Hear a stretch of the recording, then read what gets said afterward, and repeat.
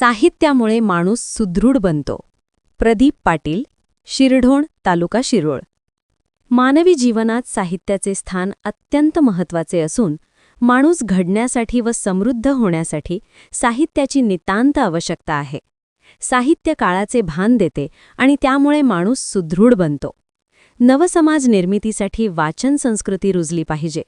माणसाच्या जीवनाला अर्थपूर्णता देण्याचे कार्य साहित्य करते. त्यामुळे लेखन व वाचन या दोन्ही गोष्टी जीवनात आवश्यक आहेत, असे प्रतिपादन साहित्यिक प्रदीप पाटील, ईश्वरपूर यांनी केले. शिरढोण, तालुका शिरोळ येथे साहित्य परिषदेच्या वतीने आयोजित 12वे संवाद ग्रामीण साहित्य संमेलनाध्यक्ष म्हणून पाटील बोलत होते. प्रारंभी उद्यान पंडित गणपतराव पाटील यांच्या हस्ते ग्रंथदिंडीचे उद्घाटन करण्यात आले. गावातील प्रमुख मार्गावरून पारंपरिक वाद्यांच्या गजरात ग्रंथदिंडी काढण्यात आली. स्वागत व प्रास्ताविक विश्वास बाळीघाटे यांनी केले. यावेळी विकास शिंगे यांना शिरढोण भूषण पुरस्कार, वजीर रेस्क्यू फोर्स यांना सामाजिक कार्य पुरस्कार तर डॉक्टर सुनील पाटील यांना सेवारत्न पुरस्कार प्रदान करण्यात आला.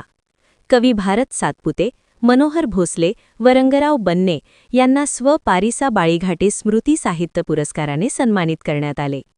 याप्रसंगी श्रीपती कांबळे यांच्या निवृत्ताच्या कविता या कविता संग्रहाचे प्रकाशन करण्यात आले.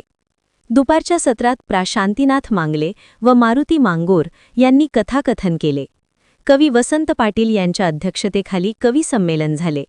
यात शिवाजी गायकवाड, विजय पोवार, रंगराव बन्ने, श्रीपती कांबळे, मनोहर भोसले, शशिकांत मुद्दापुरे, सच्चिदानंद आवटी, डॉक्टर ज्ञानेश्वर कांबळे, संजय सुतार, देवर्षी पाटील आदींनी कविता सादर केल्या.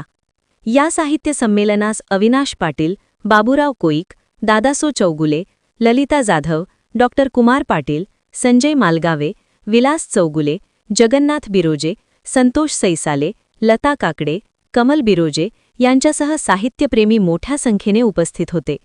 सूत्रसंचालन शेखर कलगी यांनी केले तर आभार डॉक्टर ज्ञानेश्वर कांबळे यांनी मानले. ग्रामदेवता प्रतिनिधी राजेंद्र कांबळे, शिरोळ.